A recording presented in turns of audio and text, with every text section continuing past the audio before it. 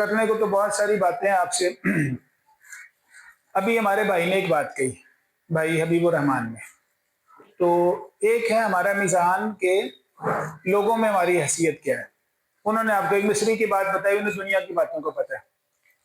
ایک رب کریم کا میزان کیا ہے کہ میری اور آپ کی رب کریم کے پاس کیا حیثیت ہے.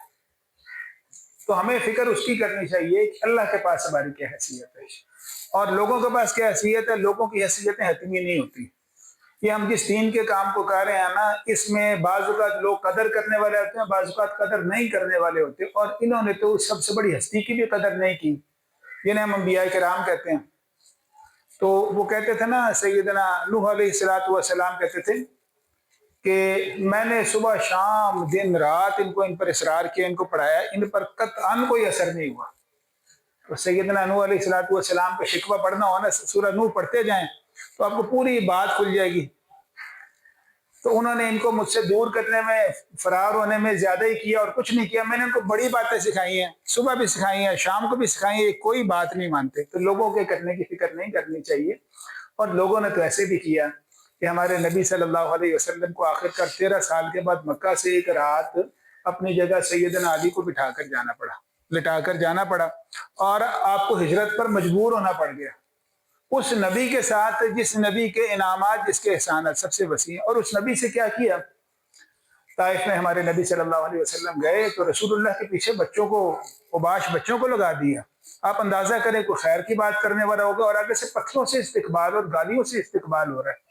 اور اللہ کے نبی کہتے ہیں کہ وہ دن میری زندگی کا سب سے مشکل دن تھا.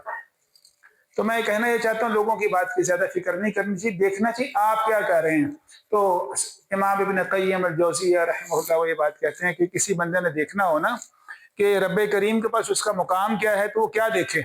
مقام یہ دیکھیں کہ ہمارا خالق، اس کے پاس ہمارا مقام کیا ہے. اور بعض اوقات لوگ پہچانتے ہیں، بعض اوقات نہیں پہچانتے. لوگوں کا پہچاننا حتمی نہیں ہے، وہ اس میں تبدیلی ہو سکتی ہے، اور کبھی ٹھیک بھی پہچانتے ہیں. تو امام ابن قیم کہتے ہیں کہ وہ دیکھے وہ کر کیا رہا ہے، اللہ اس سے کام کیا لے رہے ہیں.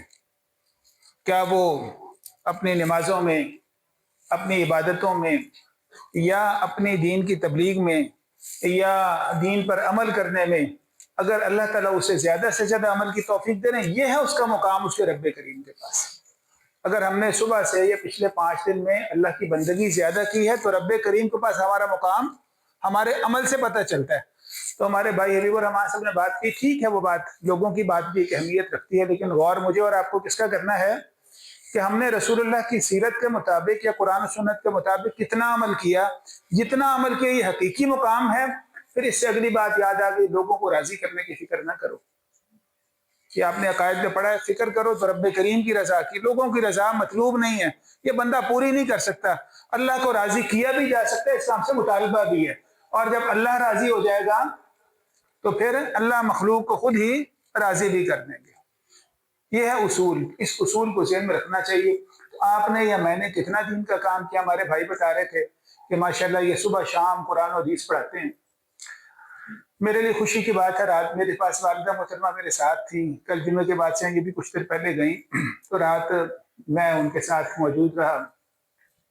ہمارے والدین اس وقت ان کی صحت ایسی نہیں ہے کہ ورنہ اس وقت یہاں موجود ہوتے ہیں، لیکن یہ سارے کام ایک ایک لمحہ ہمیں یاد آتا ہے کہ انہوں نے ہمیں باتوں پر لگایا. تو ہم ذکر کریں یا نہ کریں، جس طرح آپ کے اساتذہ نے آپ کو لگایا، تو ہمارے والدین نے ہمیں کاموں پر لگایا. تو انہیں ایک ایک لمحے کا اجر ملتا ہے. اور اولاد نیت کرے یا نیت نہ کرے تب بھی اجر ان کو ملتا ہے. تو رات کو میں نے والدہ کو ذکر کیا، آیت الکرسی سامنے تھی، تو میں والدہ کو ذرا ورزش کروا رہا تھا. تو میں نے توجہ بانٹنے کے لیے انہوں نے کہا کہ امی جان آیت الکرسی پڑھتے ہیں، اس میں نا آپ ذرا نگاہیں بلند کریں تو اس میں ہم اللہ تعالیٰ کی صفات تلاش کرتے ہیں کتنی ہیں.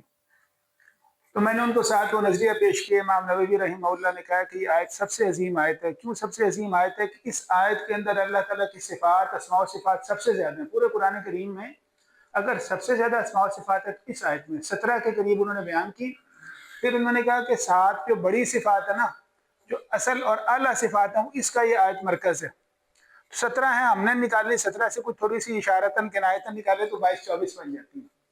پھر مجھے انہوں نے آگے بات کی ذکر کی کہ اس کا مطلب یہ ہوا کہ سب سے بڑی آیت وہ ہوتی ہے جو سب سے زیادہ اللہ کی جو کبریائی بیان کرتی ہے. جس آیت میں سب سے زیادہ اللہ کی کبریائی ہے وہ آیت سب سے بڑی. تو تو جس بندے میں سب سے زیادہ اللہ کی کبریائی ہے وہ بندہ سب سے بڑا، جس کی مجلسیں سب سے زیادہ اللہ تعالیٰ کی کبریائی پر مشتمل ہوگی وہ بندہ سب سے بڑا۔ تو آپ کی ذات سے اگر اللہ کی کبریائی صادر ہو رہی ہے تو یہ آپ کی بڑائی کی دلیل ہے، یہ آگے نظریہ ہو گیا۔ تو ہم سب کی زندگی میں اللہ رسول کی باتیں کتنی ہم نے پڑھی ہیں اور کتنی ہم پر قائم کر رہے ہیں، اگر یہ حاصل ہیں وہ مجلس سب سے بڑی، جو مجلس اللہ تعالیٰ کی کبریائی کے اوپر سب سے بڑی مشتمل ہے، جس مجلس میں بیٹھنے کے بعد رب کریم یاد آ جائے وہ سب سے بڑی مجلس ہے۔ علم سے بڑی مجلس نہیں بنتی، یعنی علمی آیات بڑی عظیم الشان آیات موجود ہیں، لیکن بڑی آیت سب سے بڑی کون سی ہے؟ جو سب سے بڑی رب کریم کی کبریائی پر مشتمل ہے۔